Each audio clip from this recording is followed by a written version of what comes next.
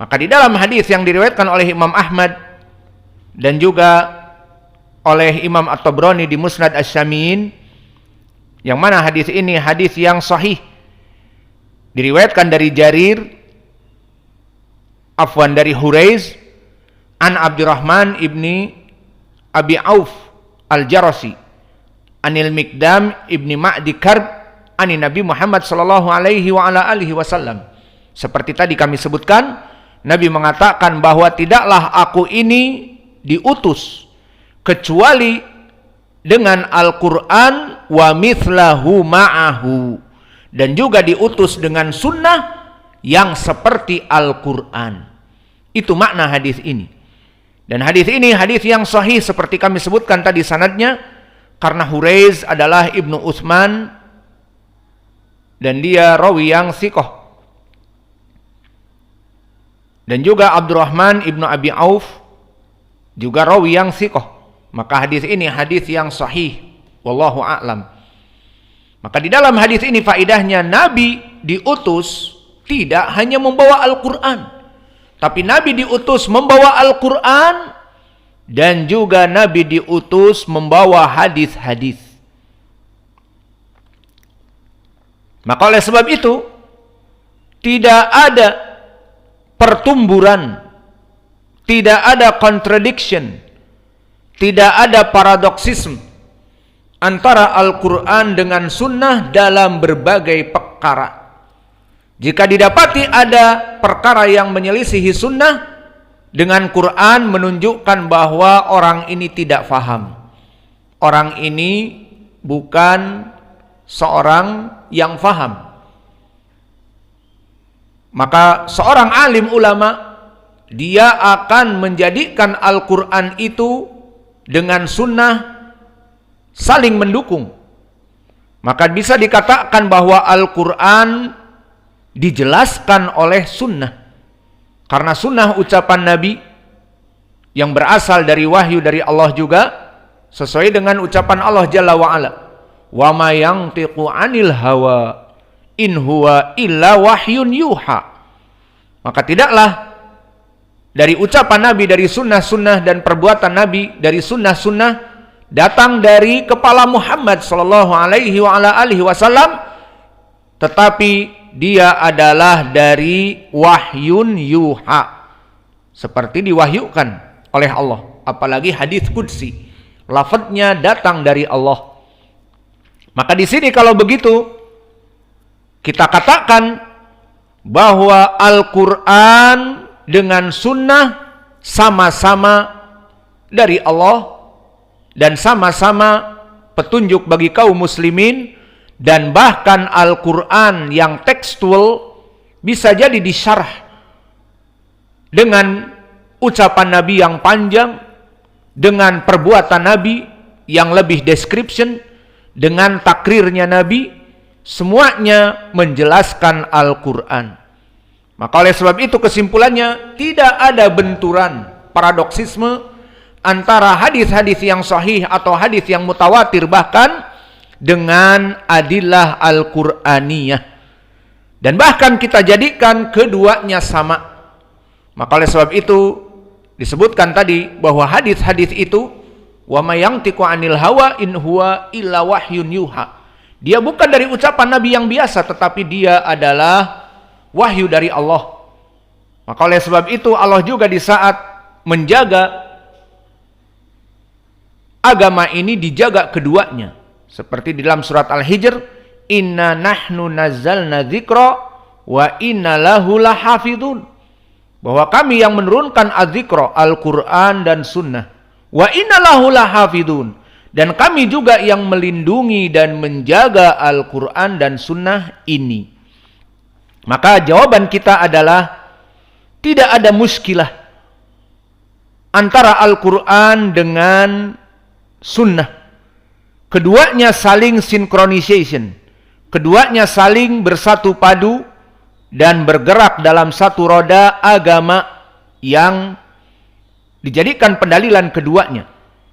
Maka oleh sebab itu, uslub dari kelompok Al-Mubtadi'ah dengan cara membenturkan Al-Quran dengan sunnah itu adalah uslub dari orang-orang yang dibenci di zaman Nabi Muhammad SAW telah ada.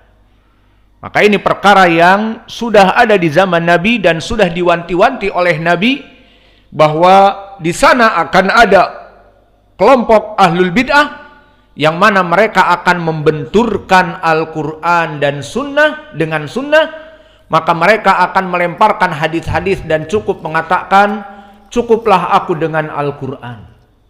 Baik mana Al-Quran atau sunnah?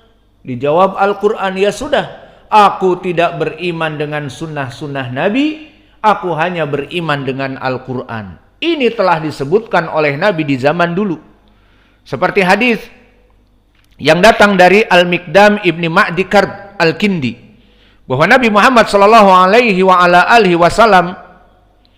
di saat menyebutkan perkara-perkara yang haram di Yaumi Khaybar, dari al-himar al-ahliyah, dari keledai, dongki yang bukan kuda zebra, maka keledai dibagi dua. Keledai yang di rumah seperti keledai yang diharamkan, dimakan diharamkan, dan keledai yang liar seperti kuda zebra. Dia keledai kuda zebra itu.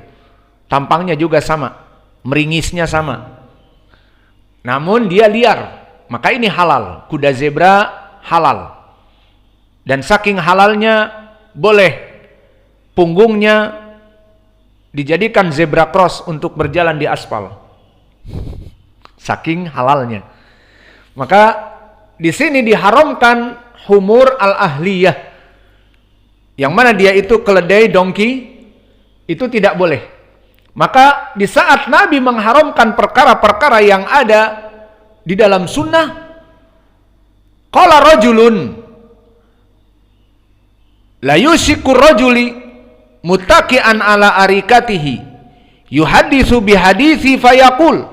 Maka kata Nabi, akan ada orang-orang yang tidak terima dengan pengharaman ini, maka dia dengan santai duduk dan meriwayatkan hadis-hadisku dan tidak cocok dengan hawa nafsunya dari hadisku, dan meriwayatkan hadisku dan berkata, bainana wa bainakum kitabullah, maka cukuplah antara kami dengan kalian Al-Quran saja. Mawajadna fihi min halalin istahlalnahu wa mawajadna fihi min haramin haramnahu. Maka cukup Al-Quran, tidak butuh kepada ucapan Nabi. Nabi akan mengharamkan khamar, Nabi akan mengharamkan bla bla bla. Maka cukuplah dengan Al-Quran. Afwan, Nabi akan mengharamkan himar al-ahliyah, dan di Al-Quran tidak disebutkan tentang haramnya himar al-ahliyah. Maka di sini kita ambil saja Al-Quran sebagai penghukum bagi kami. Yang ada di Al-Quran kita haramkan, yang ada di Al-Quran halal kita halalkan. Ala wa inna ma harama Rasulullah sallallahu alaihi wasallam fa huwa mithlu ma haramallahu taala. Maka apa kata Nabi membantah dari pendapat orang seperti ini? Maka tidaklah, bahwa sungguhnya apa yang diharamkan oleh Nabi, maka itu pun yang diharamkan oleh Allah. Hadis ini datang dari berbagai jalan, diriwayatkan Imam At-Tirmidzi dan Ibnu Majah, dan pembahasannya hadis ini panjang. Maka hadis ini sahih li ghairi. Maka kesimpulan dari uslub yang pertama, bahwa mereka akan membenturkan Al-Quran dengan sunnah. Dan kita jawab syubhat mereka bahwa perkara seperti ini memang sudah diwanti-wanti oleh Nabi. Akan ada seseorang yang dia itu akan membenturkan Al-Quran dengan sunnah dan cukup mengatakan, antara kami bainana wa bainakum kitabullah, cukup dengan Al-Quran saja. Maka kita katakan, di saat mereka menafikan hadis-hadis yang mutawatir tentang Allah itu bisa dilihat dengan ayat-ayat tadi, lantaroni, dan la tudrikuhul absar wa huwa yudrikul absar, maka ini kita sebutkan tadi bahwa Al-Quran dan Sunnah tidak berbenturan. Maka nanti akan dijawab di dalam kitab tafsir dari ayat yang benar, maka tidak berbenturan sama sekali. Namun bagi mereka kelompok ahlul bid'ah, mereka pada hakikatnya tidak mengetahui tafsir yang benar, tafsir yang hak dari ayat ini, sehingga mereka mengambil makna secara zahir dan dipikirnya mereka benturkan dengan hadis.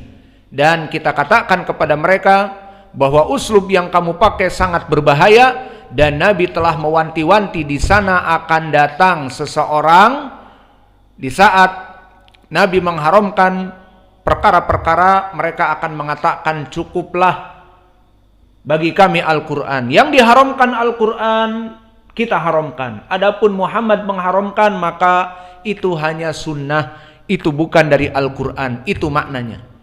Dan juga kita sebutkan tadi bahwa Al-Quran dan Sunnah harus synchronization, karena keduanya dari Allah, sesuai dari hadis yang kami sebutkan tadi, bahwa tidaklah kami ini diberikan ala ini utitul kitab wa mithlahu ma'ahu, maka tidaklah aku ini diberi Alkitab, yakni Al-Quran, bersama yang dengannya, yakni sunnah. Maka inilah dari uslub yang pertama, dan di sana masih ada asalib yang lain, dan karena waktu sudah tidak bersahabat dengan kita, maka kita cukupkan kajian kita. Wa naktafi ilahuna wa jazakumullahu khaira wa barakallahu fikum.